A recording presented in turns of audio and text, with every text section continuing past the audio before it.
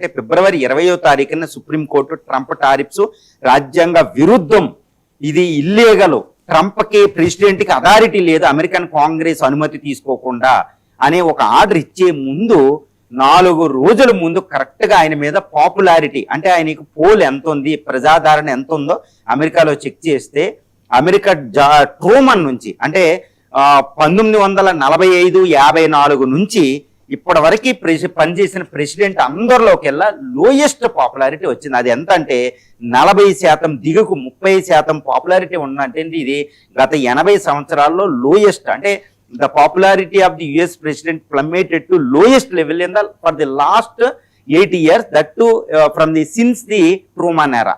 అంటే worst president of US హిస్టరీలో, America ప్రజాస్వామ్య చరిత్రలోనే వర్స్ట్ ప్రెసిడెంట్గా ట్రంప్ నిలిచిపోయారండి. కేవలం 39% ప్రజాదరణ ఉంది. ఇది ముఖ్యంగా ఆయన ఇన్ఫ్లేషన్, ధరలు పెరిగిపోవడం, వస్తువుల ధరలు పెరగడం అనేది ఒకటి, నేషనల్ సెక్యూరిటీకి సంబంధించింది ఒకటి, టారిఫ్స్ వారు, ఫారిన్ పాలసీ, ఈ జాబ్స్, నిరుద్యోగం పెరగడం, ఇక తర్వాత అక్కడ ఫెడరల్ లాని వైలేట్ చేస్తూ ఫెడరల్ పోలీసుల్ని స్టేట్లకు పంపించడం, అక్కడ కాన్స్టిట్యూషన్ 2 డ్యూయల్ కాన్స్టిట్యూషన్ ఉంటుంది, పంపడం, వీటన్నిటిలో ప్రజలు ఆయన నిరాసక్తి వ్యక్తం చేస్తున్నారు. ఈవెన్ రీసెంట్గా ఇండో అమెరికన్స్ కూడా ఆయన్ని తిరస్కరిస్తున్నారు. 70% వరకు ఇండో అమెరికన్స్ ఆయనకు ఒకప్పుడు ఓటేసినాడు.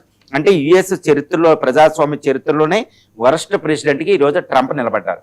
ఇప్పుడు ఆల్రెడీ అక్కడ నో కింగ్స్ ప్రొటెస్ట్ అనేది మొత్తం అమెరికాలో ఉన్న 50 రాష్ట్రాల్లో కొనసాగింది, అమెరికా వ్యాప్తంగా. గుర్తుపెట్టుకోవాలి, ఇప్పుడు ట్రంప్ కూడా పర్సనలిజం, గ్లోరిఫికేషన్ అంటే